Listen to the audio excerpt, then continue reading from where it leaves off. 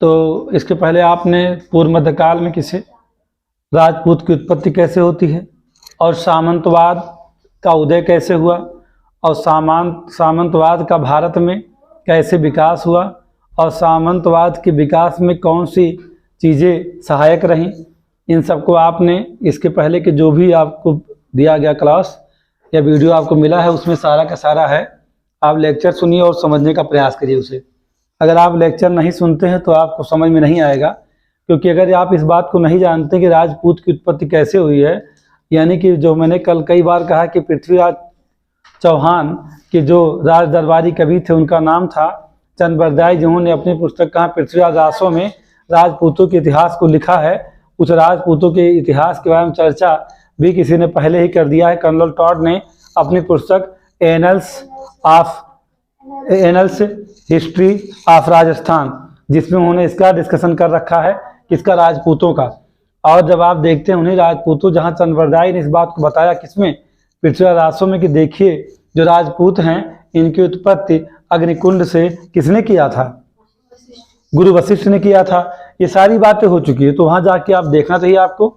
और दूसरी चीज क्या देखना चाहिए कि जो है ये जो राजपूत अग्निकुंड से उत्पन्न किए गए, जिनमें से चौहान हो, चाहे परमार हो, चाहे चालुक्य हो, चाहे गुर्जर प्रतिहार हो, ये चार राजपूतों की उत्पत्ति की गई थी। उन चार में आपको देखना क्या है, सबसे पहले देखना कि आप किसे पढ़ रहे हैं। आप पूर्व मध्यकाल में पहले किसे पढ़ते हैं, उत्तर भारत में पढ़ते हैं। तो उत्तर भारत के ही लोगों को, यानी उत्तर भारत का जो इतिहास पूर्व मध्यकाल में है वो राजपूतों का ही इतिहास है। दक्षिण भारत में जाएंगे तो थोड़ा सा कुछ और लोग भी वहाँ मिलेंगे आपको, उस पर चर्चा न करके आप सीधे कहाँ रहिए, गुर्जर प्रतिहार, जो कि उन चार राजपूतों में पहला कौन सा वंश है, गुर्जर प्रतिहार है। अब एक सवाल उठता है कि प्रतिहार वंश कहाँ था, तो प्रतिहार कहाँ थे, मालवा में थे, मैंने बता दिया पहले ही। इस गुर्जर प्रतिहार का संस्थापक कौन है, इसका संस्थापक हरिश्चंद्र है ना, जबकि वास्तविक संस्थापक कौन है, नागभट्ट प्रथम है ना।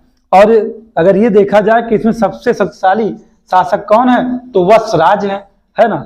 इसके पहले आपने एक चीज पढ़ा है क्या, कि गुर्जर किसे कहते हैं और प्रतिहार किसे कहते हैं, दोनों में जो भी अंतर है मैं पहले ही आपको बता चुका हूं, उस पर चर्चा हमें नहीं करनी है।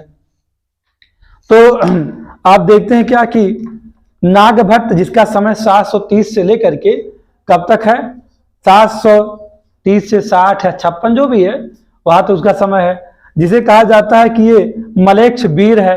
क्यों कहा जाता है मलेच्छ वीर, क्यों कहा गया, क्योंकि इसने मलेच्छों को युद्ध में पराजित कर दिया था।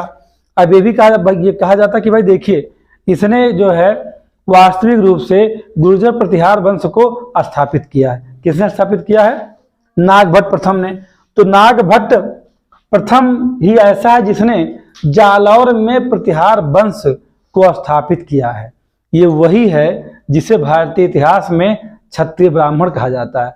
ये वही है जिसे राम का प्रतिहार कहा जाता है। ये वही है जिसे इंद्र के गर्भ को तोड़ने वाला कहा जाता है।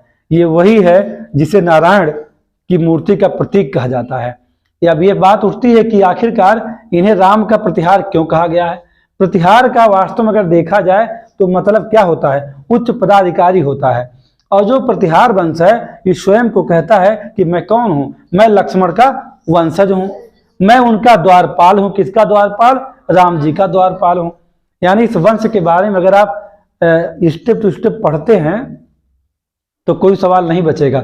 लेकिन अगर आप थोड़ा दौड़ के पढ़ते हैं कि अरे हम तो पर जान गए नागभट्ट को, हरिश्चंद्र को छोड़ दिए, हम किसको छोड़ दिए, कक्कुक को छोड़ दिए, देवराज को छोड़ दिए, तो आप भी छूट जाएंगे इस 411 सीट में, या जो पीछे 202 सीट है उसमें 220 सीट है, हर जगह आप छूट जाएंगे।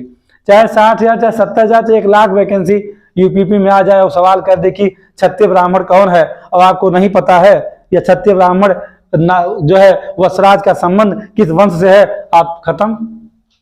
या पर गुर्जर प्रतिहार वंश अपने आप को संबद्ध करता है किससे, राम जी से, लक्ष्मण के वंश से, किससे करता है, ऐसे सवाल हैं। तो कहते हैं ये तो बड़ा डीप है, ये डीप नहीं है वास्तव में, ये प्री का रिवीजन मात्र है। यहाँ डीप कुछ नहीं है, डीप होता तो आपका दिमाग वैसे ही नहीं काम करता। तो जानते हैं जब बात उठी किसकी कि भाई देखिए नागभट्ट हुआ, नागभट्ट के उसका भतीजा कौन, कक्कुक आया। कक्कुक के बाद देवराज आया। अब देवराज कौन है? देवराज नागभट्ट प्रथम का बेटा है। और देवराज का बेटा कौन है? वत्सराज है। वत्सराज 783 लेके 795 तक का है, नहीं 795 तक का समय इसका है, ये शासन किया। इसे कहा जाता है कि रणहस्तिन यानी युद्ध का हाथी किसे कहा गया इतिहास में? वत्सराज को कहा गया।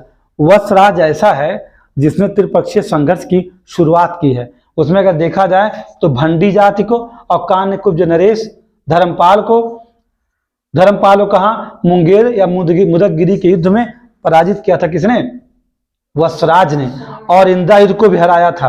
इंद्रायुध कौन है? आयुध वंशीय शासक है जिसको हरा दिया था उसने। और उसके बाद अब एक बात है कि यहाँ चर्चा क्या कर दिया गया है? त्रिपक्षीय संघर्ष की। अगर त्रिपक्षीय संघर्ष की बात की गई है तो त्रिपक्षीय संघर्ष में जो राष्ट्रकूट वंश का शासक ध्रुव है उसने किसे पराजित कर दिया था? वत्सराज को। और वत्सराज कहाँ जाके छिप गया था? मारवाड़ के मरुस्थल में जाकर छिप गया था। अगर आपसे ये कहा जाए कि जब वत्सराज ध्रुव से हारा तो कहाँ जाके छिपा, तो मारवाड़ के मरुस्थल में। मतलब कि हर जगह एक सवाल आपके लिए रखा हुआ है। अब ऐसे ही आप जबरदस्ती का सिर्फ घटना चक्र की कहानी को जानते हो, या आप थोड़ा सा कोई एक आध दो किताब कहीं कुछ पढ़ लिए हो उसको आप जान लिए हो, तो ऐसा मत सोचिए। अगर आप इसे क्रम में नहीं लाते हैं तो इस सवाल का जवाब नहीं ढूंढ पाएंगे कि जो गुर्जर होते हैं उन्हें अलजुज्र किसने कहा है। ऐसे भी तो सवाल हैं। गुर्जरों को अलजुज्र इतिहास में किसने कहा है? अलमसूदी ने कहा है। तो ऐसे सवाल अभी आप उठा के आरओ का 3 से 4 साल का और पीसीएस का 3 साल पेपर देखिएगा, रिपीट जरूर करता है लेकिन विथ न्यू क्वेश्चन रिपीट करता है। आपको लगता है कि नहीं वो तो व्याख्या से आ गया, यहाँ से आ गया, वहाँ से आ गया। व्याख्या है मददगार, लेकिन जब आप कुछ नई चीज़ों को भी जानते हैं तो आपसे जो कट ऑफ होती है उसे आप आसानी से पा जाएंगे। बस ये होता है। अगर आप पुरानी चीज़ों को अधिकतम जानते हैं तो जाहिर सी बात है कि आप कट ऑफ को नहीं पाएंगे। एक बात ये भी है कि अगर ये कहा जाए कि अब आप कोई बुक पढ़िए तो बुक पढ़ने से 40 दिन में कुछ होगा नहीं, आपका 40वां जरूर हो सकता है। मैंने कल भी कहा था कि अगर आप बुक के चक्कर में पढ़ते हैं तो बुक आपका कुछ अब कर नहीं सकती है। 40 दिन में क्या करोगे? तो आपके पास जो नोट्स हो नोट्स पढ़िए और अपना क्या करिए, घटना चक्र प्रीवियस ईयर पेपर को उठा के उसको रौंदते रहिए। जितनी बार रौंदोगे उतनी बार कटाव को क्लियर करोगे। अब आप ये सोचो कि हम तो किताब पढ़ेंगे, तो किताब पढ़ने का वक्त निकल गया। जब किताब पढ़ना था तो महोदय महोदया सब लोग क्या कर रहे थे? कन्नौज मौज कर रहे थे।